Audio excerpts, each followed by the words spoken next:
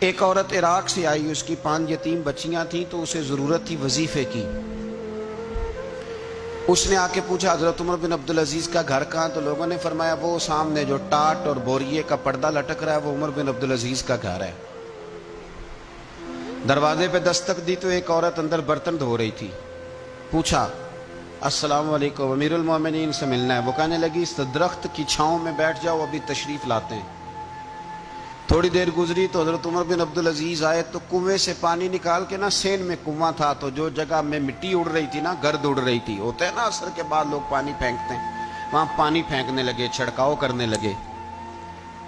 تو تھوڑی تھوڑی باتیں وہ خاتون آپ سے کرنے لگی، تو وہ جو عورت آئی تھی وہ کہنے لگی تم غلام سے باتیں کر رہی ہو، تمہیں پردہ کرنا چاہیے۔ وہ کہنے لگی یہ غلام نہیں، یہ میرے شوہر ہے اور یہ امیر المومنین عمر بن عبدالعزیز ہے۔ کہنے لگی یہ عمر بن عبدالعزیز ہے؟ کہا ہاں یہ عمر بن عبدالعزیز ہے۔ تو وہ خاتون حاضر ہوئی، کھجوریں اس کو دی گئی کھانے کے لیے۔ اس نے کہا حضور میری 5 یتیم بیٹیاں ہیں، مجھے وظیفہ چاہیے۔ جناب عمر بن عبدالعزیز نے ایک بیٹی کا نام پوچھا، ولدیت پوچھی، وظیفہ لکھا۔ عورت کہنے لگی اللہ تیرا شکر ہے میری بچی کا وظیفہ لگ گیا۔ دوسری کا نام پوچھا، ولدیت پوچھی، عمر پوچھی، وظیفہ لگایا، اللہ تیرا شکر ہے میری یتیم بچی کا وظیفہ۔ 4 بچیوں کے وظیفے عمر لکھتے رہے، خاتون اللہ کی حمد کرتی رہی۔ 5ویں کا لکھنے لگے تو کہنے لگی میں نے زمانہ بڑا دیکھا ہے پر عمر بن عبدالعزیز تیری طرح کا بندہ نہیں دیکھا۔ آپ فرمانے لگے اب میں 5ویں کا وظیفہ نہیں لکھتا، 4 کا وظیفہ جا کے گورنر سے منظور کرا لے اور 4 کو کہنا تھوڑا تھوڑا 5ویں کو بھی دے دے۔ حضور کیوں نہیں لکھتے؟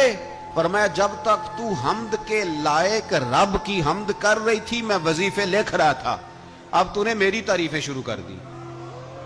اپنی تعریف پر کیسے وظیفہ لکھوں؟ وہ تو حمد کے لائق ہے، اس کی حمد ہونی چاہیے، لیکن میں اپنی تعریف پر، اپنی خوشامد پر میں نہیں لکھتا۔ جا اللہ تعالیٰ تیری لیے بہتری کرے۔ وہ خاتون کہتی ہے میں وہاں سے آئی، مجھے مہینوں لگ گئے، سفر لمبا تھا، عراق پہنچی تو عراق کے گورنر کو جب میں نے وہ روکا دیا تو ان کی چیخیں نکل گئی، تڑپ کے روئے۔